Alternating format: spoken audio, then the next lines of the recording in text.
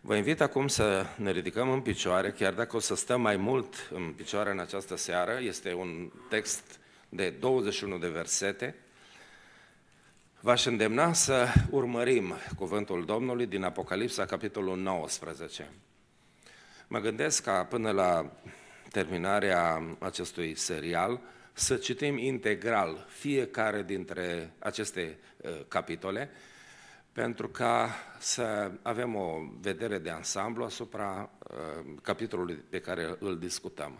Deci Apocalipsa, capitolul 19. După aceea am auzit în cer ca un glas puternic de gloată multă care zicea: Aleluia, ale Domnului, Dumnezeului nostru sunt mântuirea, slava, cinstea și puterea, pentru că judecățile Lui sunt adevărate și drepte. El a judecat pe curva cea mare care strica pământul cu curvia ei și a răzbunat sângele robilor săi din mâna ei. Și au zis a doua oară: Aleluia! Fumul ei se ridică în sus în vecii vecilor. Și cei 24 de bătrâni și cele 4 făpturi vii s-au aruncat la pământ și s-au închinat lui Dumnezeu, care ședea pe scaunul de domnie. Și au zis: Amin, aleluia! Și din scaunul de domnie a ieșit un glas care zicea: Lăudați pe Dumnezeul nostru, toți robii Lui, care vă temeți de El, mici și mari.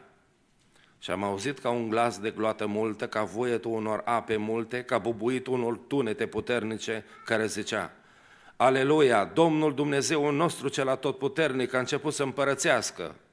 Să ne bucurăm și să ne veselim și să dăm slavă, căci a venit nunta mielului, soția lui s-a pregătit și i s-a dat să se îmbrace cu in subțire strălucitor și curat. Inul subțire sunt faptele neprihănite ale sfinților. Apoi mi-a zis: scrie, ferice de cei chemați la ospățul nunții mielului. Apoi mi-a zis: acestea sunt adevăratele cuvinte ale lui Dumnezeu. Și m-am aruncat la picioarele lui ca să mă închin lui, dar el mi-a zis: ferește-te să faci una ca asta, eu sunt un împreună slujitor cu tine și cu frații tăi care păstrează mărturia lui Hristos. Lui Dumnezeu închină-te, căci mărturia lui Hristos este Duhul prorociei. Apoi am văzut cerul deschis și iată că s-a arătat un cal alb. Cel ce sta pe el se chema Cel credincios, Cel adevărat. Și el judecă și se luptă cu dreptate. Ochii lui erau ca para focului, capul era încununat cu multe cununi împărătești și purta un nume scris pe care nimeni nu-l știe decât numai el singur. Era îmbrăcat cu haine muiată în sângele, numele lui este Cuvântul lui Dumnezeu. Oștirile din cer îl urmau călare pe cai albi îmbrăcate cu in subțire, alb și curat. Din gura lui ieșea o sabie ascuțită ca să lovească neamurile cu ea, pe care le va cărmui cu un toiac de fier. Și va călca cu picioarele teascul vinului mâniei aprinse a Totputernicului Dumnezeu. Pe haină și pe coapsă avea scris numele acesta: Împăratul împăraților și Domnul domnilor. Apoi am văzut un înger care stătea în picioare în soare. El a strigat cu glas tare și a zis tuturor păsărilor care zburau prin mijlocul cerurilor: veniți, adunați-vă la ospățul cel mare al lui Dumnezeu, ca să mâncați carnea împăraților, carnea căpitanilor, carnea celor viteji, carnea cailor și a călăreților și carnea a tot felul de oameni, slobozi și robi mici și mari. Și am văzut fiara și pe împărații pământului și oștirile lor adunate ca să facă război cu cel ce ședea călare pe cal și cu oștirea lui. Și fiara a fost prinsă și împreună cu ea a fost prins prorocul mincinos, care făcuse înaintea ei semnele cu care amăgise pe cei ce primiseră semnul fiare și se închineaseră icoanei ei. Amândoi aceștia au fost aruncați de vii în iazul de foc, care arde cu pucioasă, iar ceilalți au fost uciși cu sabia, care ieșea din gura celui ce ședea călare pe cal. Și toate păsările s-au săturat din carnea lor. Amin. Să ocupăm locurile. Am vrut să citim cuvintele acestea, cuvintele cărții lui Dumnezeu, pentru că, indiferent cum am prezentat noi aceste lucruri, Nimic nu poate egala în puterea de exprimare și de comunicare cuvântul lui Dumnezeu, cuvântul inspirat de Duhul lui Dumnezeu. În seara aceasta vom explora, deci, capitolul 19, pe care l-am intitulat Iată vine mirele. Iată vine mirele. Din capitolul acesta vom studia 4 lucruri, 4 subiecte. În primul rând vom discuta despre proslăvirea mirelui, așa cum vom vedea în primele versete din capitolul 19, al 19-lea. Apoi vom discuta despre bucuria nunții mielului, apoi împăratul care vine și victoria finală a împăratului nostru, a Domnului Domnilor și împăratul împăraților, a Domnului nostru Iisus Hristos, în ultima bătălie pe care Biblia o menționează, bătălia de la Armagedon. Haideți să luăm pe rând aceste 4 subiecte și la început să discutăm despre proslăvirea mirelui. Proslăvirea mirelui.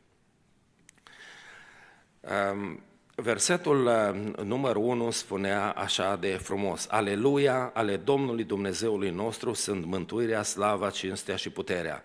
Și apoi începe cuvântul lui Dumnezeu să descrie și alte calități ale mirelui care vine, ale Domnului nostru Iisus Hristos, calități pe care o să le discutăm acum în următoarele minute. Dacă se poate, băieți, următorul slide. Proslăvirea mirelui. Cuvântul acesta, aleluia, este foarte cunoscut de noi toți, dar cuvântul acesta spune slăvit să fie Domnul, slavă Domnului. Ori de câte ori spunem aleluia, cuvântul acesta vine din limba ebraică, din Vechiul Testament, care înseamnă slăvit să fie Domnul, glorie Domnului, slavă Domnului. Ar trebui să-l folosim mai des, nu? Din păcate, am găsit că unii îl folosesc unde nu trebuie, nu? Cuvântul ăsta, aleluia. Cel mai mult m-a supărat cineva din România, am motivele mele să nu îi dau numele aici, dar spunea că atunci când primea bani de la biserică, el numea banii pe care primea umblând prin America pe la biserici, îi numea aleluia. Se numea la banii pe care îi primeam. Ar trebui să folosim întotdeauna cuvântul acesta, să-l folosim mai des și să-l folosim pentru a da slavă lui Dumnezeu, pentru ajutorul Său, pentru bunătatea Lui, pentru dragostea care ne arată în fiecare zi. Aleluia, a Domnului este mântuirea, spune versetul 1. Slăvit să fie Domnul, că mântuirea este a Lui, nu este a oamenilor. Mântuirea nu o dau oamenii. Spuneam și duminica trecută, în România este un scandal destul de serios, acum după moartea actorului Sergiu Nicolaescu. El a lăsat cu limbă de moarte să treacă din lumea asta ars, să-l ardă la crematoriu. Așa a hotărât el să părăsească lumea asta.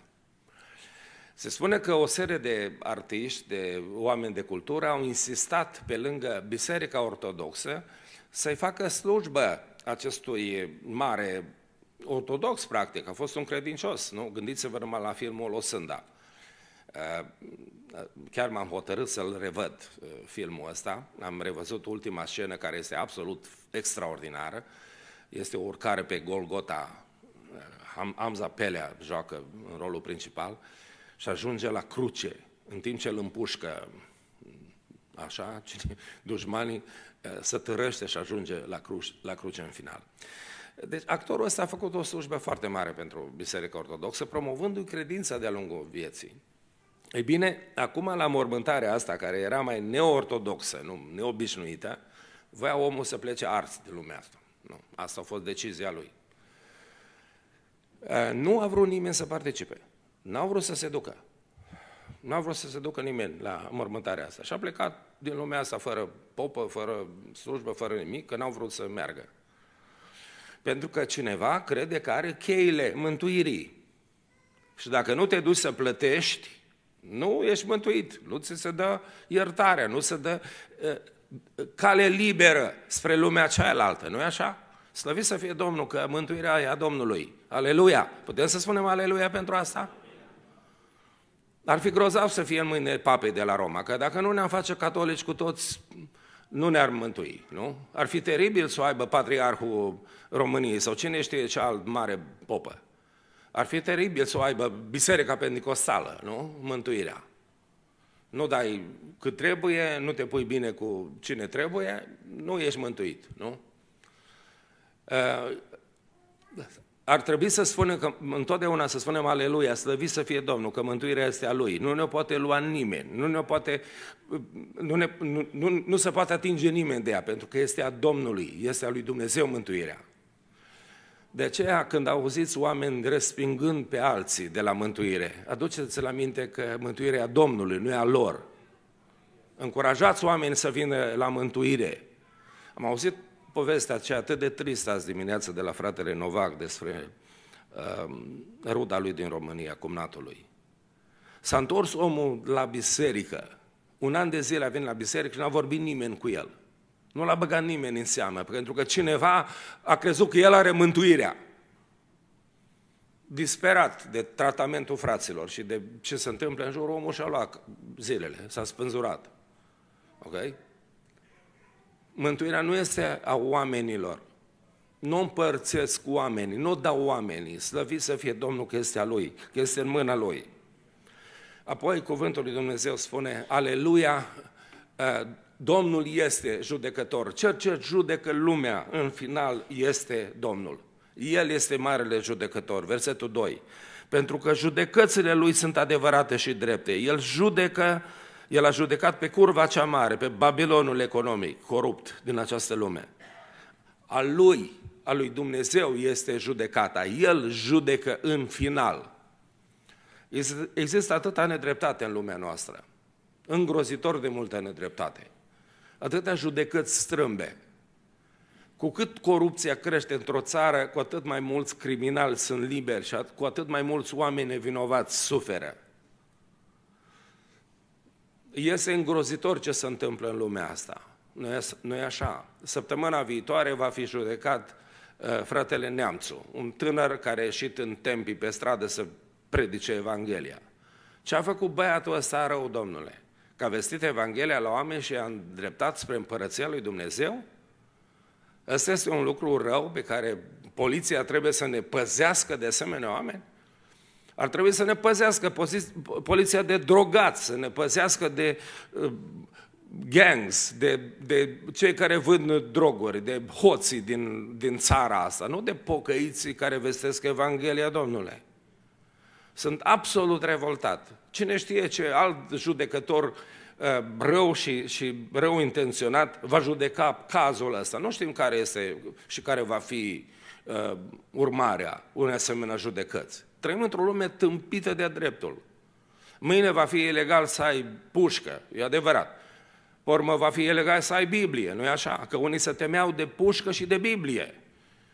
Nu de mult, nu? Oameni care se leagă de pușcă și de Biblie. Pe vremea comuniștilor, când intrai în țară, erai întrebat dacă ai pușcă la tine sau Biblie. Ei se temeau la fel de mult și de una și de alta. Trăim într-o lume care nu este dreaptă, nu este cinstită. Tot mai mulți criminali vor fi liberi și tot mai mulți oameni cinstiți vor avea de suferit. Dar slăvit să fie Domnul că judecata este a Lui. Va veni o zi când Dumnezeu va judeca corect lucrurile. Atâtea acuzații false, atâtea acuzații mincinoase, atâta nedreptate în lumea asta. Dar slăvit să fie Domnul că va veni o zi când adevărul va triumfa și Dumnezeu va judeca cu dreptate fiecare om din această lume. În al treilea rând, spune cuvântul lui Dumnezeu, aleluia, pentru că a Domnului este suveranitatea. Cel care stă pe tron, cel care conduce lumea asta în întregime este Dumnezeu. Versetul 4 și 5. Și cei 24 de bătrâni și cele 4 făpturi vii s-au aruncat la pământ și s-au închinat lui Dumnezeu, care șade pe scaunul de domnie și au zis, amin, aleluia. Și din scaunul de domnie a ieșit un glas care zicea: lăudați pe Dumnezeu, aleluia! Lăudați pe Dumnezeul nostru toți robii Lui care vă temeți de El, mici și mari. Lumea aceasta nu este guvernată de întâmplare, lumea aceasta nu este guvernată de legi haotice. Lumea aceasta nu este guvernată de guvernele din această lume, nici măcar de ONU. Lumea aceasta nu este guvernată de conspirații.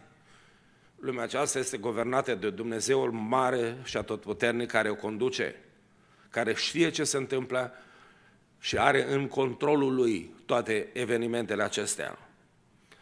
Când vedeți haosul din jur, când vedeți degringolada aceasta politică, luptele acestea interminabile, aduceți-vă aminte că cel care stă pe tron nu este Obama, cel care conduce lumea aceasta nu este ONU.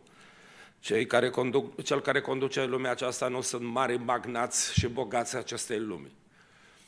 Grupul Bilderberg sau cine știe ce alte organisme conspiratoare care există. Nu vă temeți de asta. Cel care conduce lumea este Dumnezeu care stă pe tron și care n-a pierdut niciodată controlul. Istoria acestei lumi se va desfășura după planul Lui, nu după planul celorlalți. Dumnezeu conduce lumea. Aleluia, El este suveran.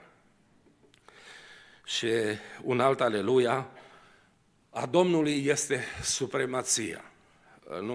Versetul 6. Și am auzit un glas de gloată multă, ca vuietul unor ape multe, ca bubuitul unor tunete puternice, care zicea: aleluia, Domnul Dumnezeul nostru cel atotputernic a început să împărățească. Supremația este a Domnului. El conduce și va conduce în final istoria lumii întregi. El vine, va veni să judece, va veni să domnească și împărăția va fi pentru eternitate în mâinile Lui. Iată câteva motive pentru care să spunem aleluia de fiecare dată. Suntem în mâini bune. Slăvit să fie Domnul, glorie Domnului. Un al doilea subiect care o să-l discutăm din capitolul acesta l-am intitulat Bucuria nunții mielului. Ne așteaptă o nuntă. Suntem pregătiți de nuntă? Cei care am trecut prin nunțile acestea românești, cred că ar trebui să ne tipărim câte un t-shirt din ăla și să-l purtăm: I survived a Romanian wedding. Pentru că știți bine la ce mă refer, cheltuielile, stresul, durerile de toate soiurile, invitați, oameni pe care s-au supărat că i-am invitat, oameni care s-au supărat că nu i-am invitat. Și știți bine prin câte am trecut atunci când am avut un asemenea eveniment. Dar dincolo de necazurile și cheltuielile acestea, bucuria este aceea care le întrece pe toate. Bucuria mirelui și a miresei, bucuria formării unei noi familii, bucuria unui nou început de viață. Și cuvântul lui Dumnezeu ne vorbește despre bucuria aceasta. Mireasa, soția mielului, este pregătită pentru nuntă. Să ne bucurăm și să ne veselim și să-i dăm slavă, căci a venit nunta mielului. Soția lui s-a pregătit. Soția lui s-a pregătit. Întrebarea pe care o am pentru mine însumi și pentru ceilalți care mă ascultați: suntem noi o mireasă pregătită pentru mirele nostru sau nu? Când o mireasă se pregătește de nuntă, ea își cunoaște trusoul, își cunoaște hainele, știe totul ce se întâmplă, cum o să arate, probabil din când în când se mai îmbracă cu ele, se mai uită în oglindă, mai stabilește coaforul, cum o să lucreze, cum o să arate, decorațiile și florile și așa mai departe. Ea se pregătește pentru nuntă. Scopul vieții ei este nunta. Eu nu cred că în ajun de nuntă o mireasă poate să aibă alte priorități. Poate să aibă altceva mai important decât ziua aceea. Nu pot să cred. Zic, lasă, nunta asta, altceva e mai important, jobul e mai important. Eu cred că majoritatea mireselor se tem să nu-și piardă jobul în perioada asta, pentru că n-au inima la job. Nu pot să aibă atenția concentrată acolo. Ele se gândesc la ziua nunții, se gândesc la mirele care va veni, la alaiul de nuntă, la sărbătoarea aceea extraordinară. Nunta devine prioritatea numărul 1 a unei mirese. Semănăm noi cu asemenea mireasă sau nu? Sau nunta asta noastră este un fel de, dacă o să fie, o să fie, nu? Important e job-ul. Job-ul e cel mai important, nu? Casa, mașina, titlurile academice, avansarea în slujbă, nu? Dacă vine, nunta vine. O să treacă și asta, cum trec toate celelalte. Wow! Am impresia că mai degrabă o asemenea atitudine ne caracterizează pe noi decât această așteptare extraordinară a nunții, a întâlnirii noastre cu mielul, cu mirele nostru drag. Pregătirea miresei pentru nuntă este că ea s-a îmbrăcat în in subțire. I s-a dat să se îmbrace în in subțire, strălucitor și curat. Inul subțire sunt faptele neprihănite ale sfinților. Versetul acesta are ceva care aduce multă mângâiere și încurajare. M-am văzut pe dumneavoastră că deja vă clătinați. Suntem sau nu suntem mireasă, că nu prea l-așteptăm pe Domnul. Apoi dacă ne uităm la faptele noastre, hai să fim foarte serioși, nu prea sunt grozave. Ascultați versetul ăsta. I s-a dat să se îmbrace în neprihănire. Neprihănirea nu este a noastră, este a Lui. Avem un mire care ne-a trimis rochia de mireasă în avans, care ne-o trimite cu câteva zile înainte. Vine prin poștă. O avem de la El. Este un mire care cumpără rochia miresei lui și o trimite. Trimite hainele miresei din timp. Este extraordinar. Nu ne vom îmbrăca cu hainele noastre. Ne vom îmbrăca în hainele care ne le trimite El. Orice am face noi, neprihănirea noastră este ca o cârpă murdară. Și dacă ne îmbrăcăm cu cârpa asta murdar o să arătăm la nuntă. Rău o să arătăm la nuntă. O să iasă pozele strâmbe. Dar dacă o să ne îmbrăcăm în haina care ne-o trimite El, in subțire și curat și strălucitor, este rochia de mireasă pe care ne-o trimite mirele. Asta este nădejdea noastră. Ne punem nădejdea în harul care va fi arătat la venirea lui Hristos. Și harul care va fi arătat la venirea lui Hristos pentru mireasă va fi rochia asta de mireasă, neprihănirea care vine de la Dumnezeu, care ne va fi imputată, care ne va fi dăruită, ne va îmbrăca. I s-a dat să se îmbrace. De aceea să ne bucurăm și să ne veselim și să-i dăm slavă lui Dumnezeu pentru lucrul acesta. Ni s-a dat.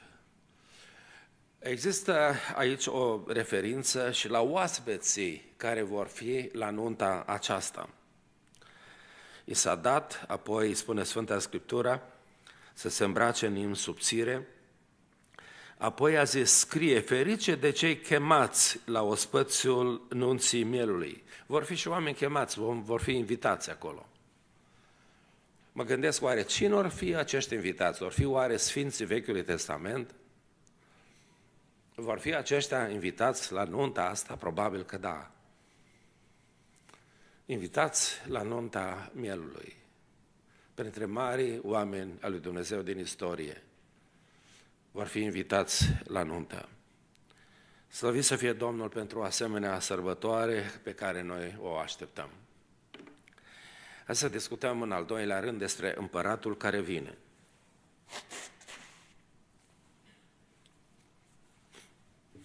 Am contractat, cred, un microb care mă iubește foarte mult. Am crezut că am scăpat de el, dar cred că revine din nou.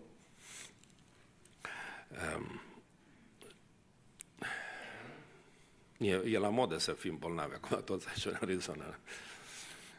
O zic că ăștia din România, cred că noi, americanii, le-am trimis microbul ăsta. Toți microbii vin din America. Așa e. Nu știu de ce nu i-au bănuit pe ruși. Noi suntem de vină. Nu știu care mi-a povestit că a vorbit cu taică-său și zicea, tata era bolnav și mi-a zis că voi, americanii, ne-ați trimis microbul ăsta. Împăratul care vine. Haideți să ne uităm în Cuvântul lui Dumnezeu la câteva versete care vorbesc despre Domnul Iisus Hristos, Împăratul Împăraților. Cum îl descrie Sfânta Scriptură pe Împăratul Împăraților? Este plin de slavă, de glorie, vine pe un cal alb, cu ochii ca para focului. Versetul numărul 12. Ochii lui erau ca para focului, capul îl avea încununat cu multe cununi împărătești și purta un nume scris pe care nimeni nu-l știe decât numai el singur. El este cel credincios și adevărat. Iată versetul numărul 11, cel care sta pe acest cal alb, care venea în fruntea oștirii sale, era cel credincios și cel adevărat. Cel credincios, cel loial, cel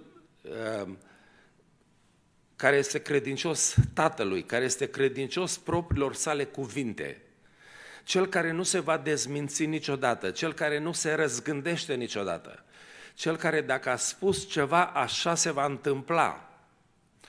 Apoi el este cel adevărat, pentru că exact în perioada aceea va veni cineva care nu este adevărat și care va purta același nume, Anticristul. Dar acum, pe calul acesta alb, încoronat cu multe cununi împărătești, vine cel care este credincios și cel care este adevărat, Domn al domnilor și Împărat al împăraților. Cuvântul lui Dumnezeu spune că este un războinic al neprihănirii. Haina lui este muiată în sânge. Haina lui este muiată în sânge. Este, în primul rând, sângele pe care și l-a vărsat el ca jertfă pentru lumea întreagă. Și apoi este sângele dușmanilor pe care i-a înfrânt și va înfrânge la ultima bătălie. Numele acestui împărat este extraordinar. Cuvântul lui Dumnezeu spune că, în primul rând, are un nume secret pe care îl vom afla doar atunci la venirea lui. Nimeni nu-l știe până atunci. Atunci, la venirea lui, vom afla numele acesta secret pe care îl are Domnul nostru Iisus Hristos. Până atunci, El este cuvântul lui Dumnezeu, Logosul, Cel care a creat lumea. Cuvântul care este expresia puterii creatoare a Dumnezeului celui puternic. Cuvântul lui Dumnezeu. Și apoi, mai departe, versetul 16 ne spune foarte clar, are scris pe haină și pe coapsă numele Împăratul Împăraților și Domn al Domnilor. Acesta este numele Împăratului care vine, a Domnului nostru Iisus Hristos. Oștile care îl urmau călare pe cai albi sunt îmbrăcate și ele în subțire alb și curat. Din gura acestui rege este o sabie ascuțită care va lovi neamurile, pe care le va conduce cu un toiac de fier, spune Sfânta Scriptură, și va călca în teascul mâniei lui aprinse, a Atotputernicului Dumnezeu, neamurile care îi se împotrivesc. Slăvit să fie numele Împăratului care vine, Împăratului Împăraților. Haideți să ne uităm apoi în final la victoria și la victoria ultimă a acestui împărat care vine. Dacă ne uităm mai atent în cuvântul lui Dumnezeu, el vine gata de luptă. Acum, la venirea aceasta a doua oară, el vine gata de luptă. Armele lui nu sunt pământești, El nu va lupta cu fiara și prorocul mincinos și oștirile care se vor aduna în această ultimă bătălie a Armagedonului cu armele lumii acesteia. Se va lupta cu arma cuvântului lui. Din gura lui va ieși această sabie ascuțită cu care va lovi neamurile care îi se împotrivesc. Războiul acesta final nu va fi cu arme convenționale, ci Domnul însuși va lupta împotriva acestor neamuri care se vor aduna în ultima bătălie sub standardul fiarei și a prorocului mincinos. Apoi, în al doilea rând, armata aceasta pe cai albi și ea este îmbrăcată în haine albe de in subțire, pentru că este formată din îngerii neprihăniți a Domnului, care se alătură în bătălia aceasta finală. Și ultimul lucru, păsările cerului sunt chemate acum la ospățul cel mare. Este cutremurător să-ți imaginezi scena aceasta, un înger mare, puternic, stă în picioare în soare, în discul solar pe care îl vede Ioan. Pe fondalul discului solar se vede acest înger uriaș care strigă cu glas tare și face un apel și o chemare tuturor păsărilor care zburau prin mijlocul cerului. Veniți, adunați-vă la ospățul cel mare al lui Dumnezeu. Dau o masă, spune Dumnezeu, pentru toate zburătoarele acestei planete. Veți mânca carnea împăraților, carnea capitanilor, carnea celor viteji, carnea cailor și a călăreților și carnea a tot felul de oameni slobozi și robi mici și mari. O chemare la ospățul lui Dumnezeu, ospățul cel mare al lui Dumnezeu. Dumnezeu va da o masă bogată tuturor răpitoarelor acestei lumi. Și apoi, cuvântul lui Dumnezeu descrie această victorie finală a mielului lui Dumnezeu, a împăratului împăraților și domnilor, victoria de la Armagedon. Armatele lumii vin împotriva lui sub conducerea fiarei și a prorocului mincinos. În această ultimă bătălie, dacă ne gândim la un fel de scenariu apocaliptic, suntem în ultimele zile ale necazului celui mare, necaz care va fi culminat de această bătălie foarte mare de la Armagedon, unde armatele fiarei, ale anticristului și ale prorocului mincinos vor fi distruse, spune Sfânta Scriptură, de data aceasta de Hristos însuși. Fiara și prorocul mincinos vor fi aruncați în iazul de foc. Și expresia aceasta este foarte interesantă. Amândoi aceștia au fost aruncați de vii, în iazul de foc care arde cu pucioasă. Unul dintre băieții mei mi-a făcut cadou o carte despre iad zilele acestea și am început să o citesc, este extrem de interesantă, pentru că trăim într-o lume care foarte greu crede în iad. De fapt, statisticile spun că americanii 67% cred că există iad. Dar numai 25% cred că s-ar putea să meargă ei acolo. Nu? Deci există, dar e pentru alții. Nu? Iadul e pentru alții. Și este foarte greu să ne imaginăm asta. Apoi, în ultima vreme, o serie de teologi creștini, dorind să mai îmbunătățească puțin imaginea și să nu sperie lumea cu iadul ăsta, care este o pedeapsă eternă, așa, au venit cu câteva îmbunătățiri. Una dintre ele este că iadul este temporar. Este temporar.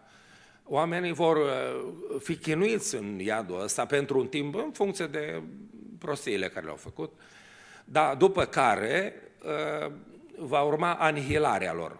Așa se și numește teoria aceasta a anihilării. Vor fi anihilați. Alții care sunt mult mai generoși spun că, de fapt, iadul ăsta nu este o pedeapsă pentru relele care le-au făcut oamenii, ci este mai degrabă o măsură de îndreptare. Este un fel de școală de corecție. Okay? Te duci să te facă iadul bun. Dacă nu te-a făcut bun viața, nu te-a făcut bun Evanghelia, așa, te duci în iad să te aranjeze demonii, probabil, să te facă băiat bun și în final se pocăiește toată lumea și diavolul se pocăiește în final și o să fie o liniște și o pace eternă în tot universul. Ăștia se cheamă universaliști. Din păcate, o serie de tineri de-a noștri gustă ideile astea care sunt foarte răspândite în teologia liberală contemporană și sună grozav, nu? Sună grozav. Pentru că, hai să fim serioși, te duci la Starbucks, nu? Stai la Starbucks, mai citești o carte, unii își fac tema de casă, unii fac studii biblice la Starbucks, nu? Iai computerul, te mai uiți la e-mail-uri până bei cafeaua și te uiți la oamenii ăia care stau la coadă. Și ei se uită la e-mail-uri, fac text messages, așa. Greu să te gândești, mă, ăștia toți să se meargă în iad. Doamne ferește. Arată bine, nu? Cu minți, de treabă, politicoși. Nu înjură, nu te bat, nu te fură. Cum se bage în iad pe ăștia, mă? Nu? Atunci elaborăm o teorie din asta că toată lumea o să fie bine. Dacă mai fac oamenii câte o prostioară așa, se duc la corecție în iad o perioadă de timp, după care pocăiți pentru eternitate. Oare chiar așa să fie? Un alt lucru care m-a șocat foarte mult și probabil că va trebui să facem un studiu biblic în domeniul ăsta. Niciodată nu m-am gândit la subiectul ăsta. Ce-ar fi să luăm toate versetele care vorbesc despre iad pe care le folosește Domnul, să vedem pe cine trimite Domnul în iad? Ce fel de păcate fac oamenii ăia care spune Domnul Iisus că o să meargă în iad? Fac un avans a unei idei de pe acum, pentru că aș vrea să vă șochez și să vă sperii. Se pare că Domnul Iisus Hristos îi bagă în iad pe aia care nu se înțeleg bine cu frații. Care spun nebunule fratelui tău, prostule. Se pare că Domnul îi bagă în iad pe aia care nu îi ajută pe alții, care sunt în necaz și în nevoi și sunt zgârciți și răi.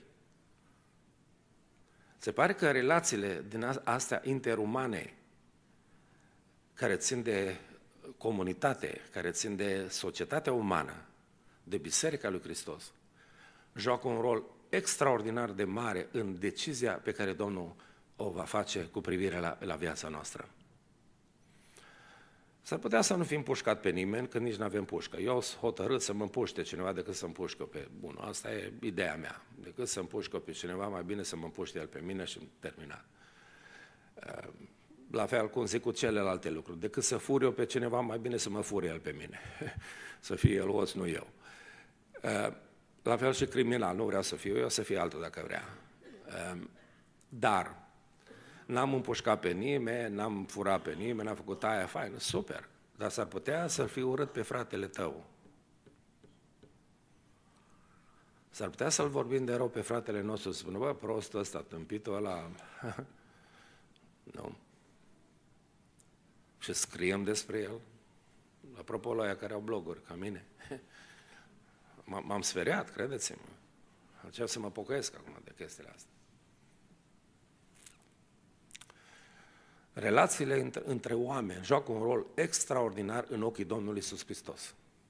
Pentru că, din punctul lui de vedere, noi suntem copiii lui Dumnezeu și copiii în familie trebuie să se înțeleagă unul cu altul. Și când noi nu ne înțelegem unul cu celălalt, se supără tata foarte rău. Se supără tata foarte rău. Eu sunt foarte necăjit când îi văd pe nepoței mei că nu se înțeleg la oaltă. Foarte supărat sunt. Strig câteodată de trag niște amenințări, dacă mă ține de ele și vai șaman. Pentru că sunt foarte deranjat de faptul că ei nu se înțeleg la oaltă. Nu pot împărți o jucărie, Domnule. Nu? Credeți că Dumnezeu are altă atitudine când noi nu putem împărți o jucărie? Ne batem pentru o biserică. pentru un amvon, pentru un microfon, cine știe ce alte lucruri de nimica sunt pentru care noi ne batem. Mi-a luat jucăria. Nu? Relațiile interumane joacă un rol extraordinar. Al neglija pe sărac, pe necăjit, pe pușcăriaș, pe omul singur, este o crimă extraordinară în ochii Domnului Iisus Hristos. Niciodată nu v-am cunoscut, zice el. Stai, Doamne, că noi am predicat pe străzi, pe uliță la noi, ai făcut minuni. Niciodată nu v-am cunoscut, spune Domnul. Am fost la închisoare și n-ați venit la mine, am fost flămând și nu mi-ați dat de mâncare, am fost setos și nu mi-ați dat un pahar de apă, am fost gol și nu m-ați îmbrăcat, spune Domnul. Am publicat zilele trecute un lucru care m-a fascinat foarte mult, m-a șocat. În timpul celui de-al doilea război mondial, naziștii au adunat evrei dintr-un sat din Polonia. I-au adunat la marginea satului, i-au pus să sape o groapă mare și așa, înainte de a sfinți soarele, i-au împușcat pe toți și au aruncat în groapa aia. Au aruncat câteva lopezi de pământ peste ei și au plecat. Au terminat cu evreii din satul ăla. Fără să știe că un băiat de 7-8 ani a rămas viu, nu s-a atins niciun glonț de el. A căzut și el cu toți ceilalți în groapă și a ieșit bietul copil după chin zdravăn dintre cadavre și din pământul acela, murdar, plin de sângele celorlalți, și s-a dus la prima casă din sat și a bătut. Și oamenii când l-au văzut cu steaua galbenă în piept, l-au văzut plin de sânge, au trântit repede ușa și n-au vrut să aibă nimic de a face cu un evreu din ăsta, că dacă îi ajutai pe evrei, veneau naziștii și pățeai și tu la fel. Și a pățit și la ușa asta, și la ușa aia altă, și la ușa aia altă. Și a bătut la ușă și a auzit o femeie și înainte ca femeia aceea să trântească ușa în nas, copilul ăla a strigat: nu mă recunoști, eu sunt Iisus, nu mă recunoști. Femeia a fost așa de șocată de cuvintele acelea că l-a tras înăuntru, l-a spălat și a devenit copilul ei. Și a avut grijă de el până la moartea ei. A fost copilul ei. Spunea omul acela că toată viața l-a urmărit întrebarea aceasta: cum a putut să spună aceste cuvinte? Era evreu. Era un copil. Duhul lui Dumnezeu a pus exact cuvintele care trebuie, pentru că ușa trântită în nas nu era în fața unui copil de evreu, era în fața lui Iisus Hristos.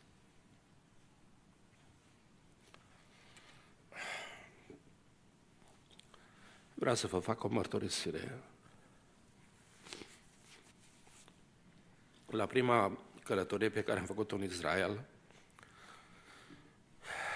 am vizitat mănăstirea Sfânta Ecaterina. În timp ce am venit de la mănăstirea aceea Sfânta Ecaterina, pe un drum destul de lung, prin deșertul acela a Sinaiului, au venit niște copii de arabi după noi să ne vândă niște lucrușoare din acelea dintr-o piatră semiprețioasă pe care ei le aveau. Și m-am nimerit fără bani, nu aveam decât bani mari, $20.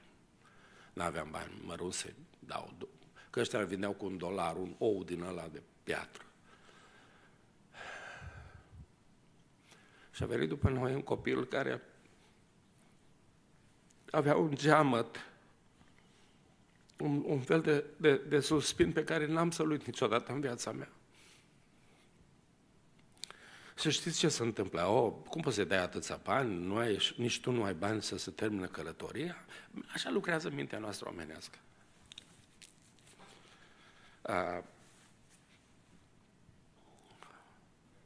E arab, nu?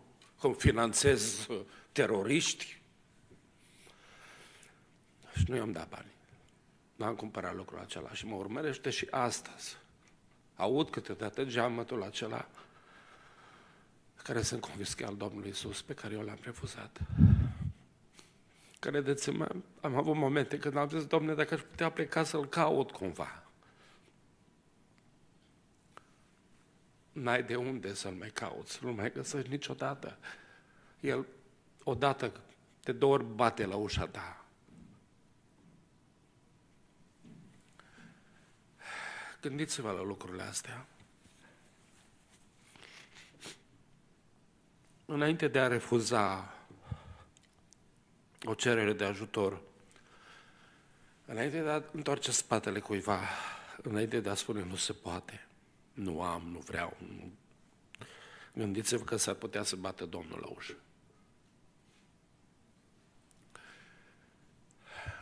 Lucrurile acestea sunt extrem de importante. Și spune Sfânta Scriptură că pentru ele ne vom duce în iad. Aș vrea să, în concluzie, să spun câteva lucruri care, iertați-mă, sunt foarte emoționat când mă gândesc la asta și zilele trecute am discutat cu Rodica despre incidentul ăsta.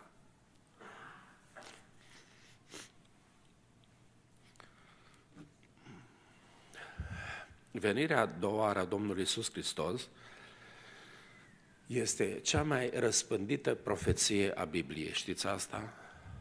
Cea mai documentată prorocie a Bibliei este venirea a doua oară a Domnului nostru Iisus Hristos.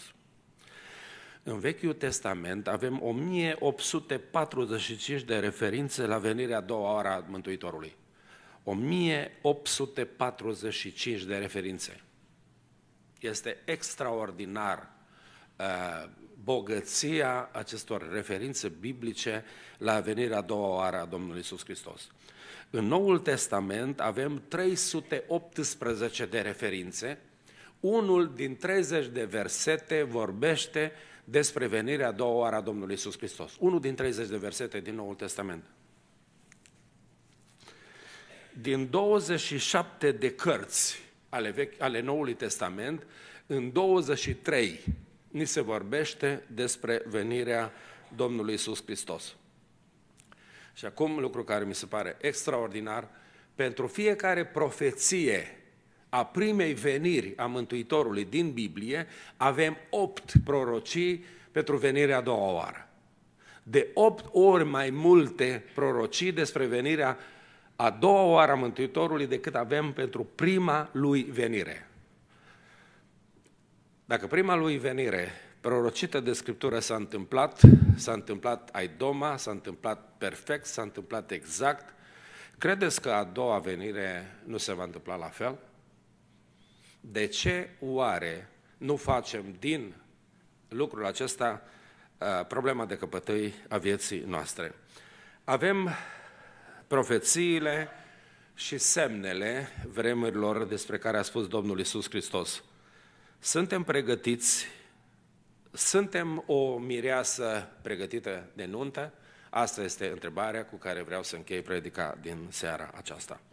Vă invit acum să ne ridicăm în picioare și să ne rugăm Domnului. Să ne rugăm Domnului ca venirea Lui și pregătirea noastră ca mireasa lui Hristos să devină prioritatea vieții noastre. Așa cum stăm să ne rugăm cu toții Domnului. Apoi, la terminarea rugăciunii, rog pe fratele Radu Oprea să vină să concluzioneze cu o rugăciune înaintea Domnului în numele Bisericii. Doamne, stăm înaintea Ta și îți mulțumim.